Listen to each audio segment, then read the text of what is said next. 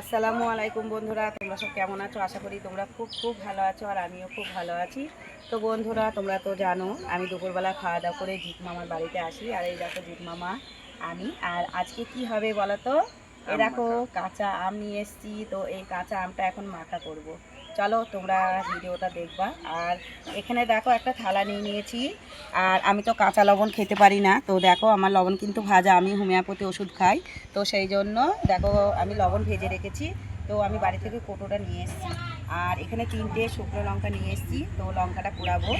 আর এই দেখো কাসুন্দিটা জিৎ মামার ছিল, তো ও এটা বার করে দিল।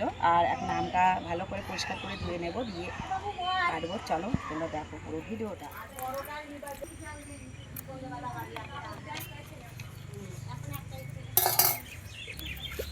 তো বন্ধুরা দেখো, জিৎ মামা প্রথমে আমটা ধুয়ে নিল, তোমরা তো দেখলে।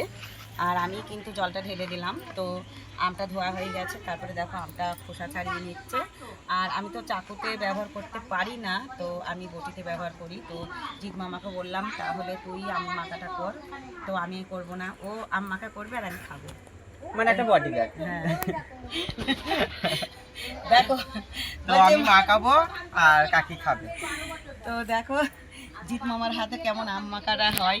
তোমরা তো আর খেতে পারবে না, আমি খেয়ে তোমাদেরকে বলবো। আর এ দেখো জিৎ মামা এখানটাই দেখো কতটা পরিষ্কার করেছে এই জায়গাটা।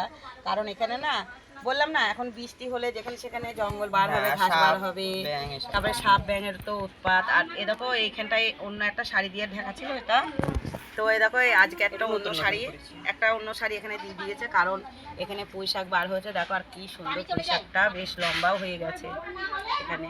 তারপরে বাড়িটাও একটু গুছিয়েছে। ও কি বলতো, মানে আজকে এখানে একটা গাছ লাগিয়েছে, সেই গাছটা তুলে আবার বাড়ির ভিতরে একটা গাছ মানে হয়েছে, ধরো এই গাছটা আবার বাড়ির ভিতরে তুলে নিয়ে যাবে, আবার বাড়ির ভিতর থেকে একটা গাছ তুলে এখানে নিয়ে আসবে। এর কাজ এই, আর ঘর দূর গোছানো। তো চলো, আমটা দেখো প্রায় ছিলা হয়ে গেছে তোমাদের সঙ্গে কথা বলতে বলতে। চলো এখন আমটা কাটা হোক।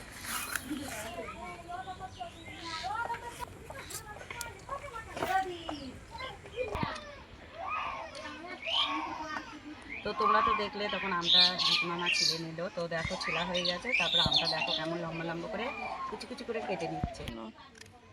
এটা আর ছোট ছোট করবি? হুম। ঠিক আছে, কেটে নে। এখানটা একটা দাগ হয়ে গেছে। মামা তো আমটা লম্বা লম্বা করে কুচি কুচি করে কেটে নিল, তারপর দেখো আবার কুচি কুচি করে কেটে নিচ্ছে।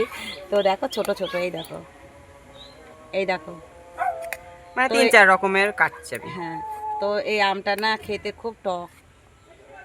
এই আমটার নাম নাকি আমরা ফুলি, জানো তো? তো এই আমটা খুব টক। তো বন্ধুরা তোমরা তো দেখলে জিৎ মামা আমটা কাটছিল, তো আমটা কাটা হয়ে গেছে। তারপর দেখো আবার কিন্তু আরেকবার জল দিয়ে এটা ধুয়ে নিচ্ছি। তো এটা ধোয়ার পরে তারপরে যে মশলাগুলো নিয়ে এসেছি, ওই মশলাগুলো একটু মাখিয়ে নেবো। কেমন হয় খাওয়ার পর বলবো।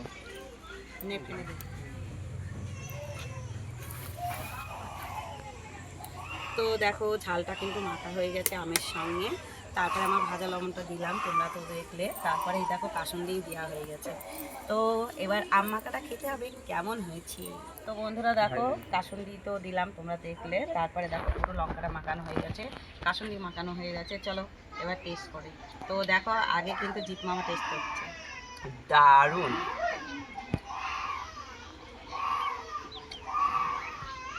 তো বন্ধুরা আমি মেখেছি, তো জোর জবরদস্তি করে খেয়ে হলেও বলতে হবে দারুণ। অসাধারণ, বাহ, থ্যাংক ইউ।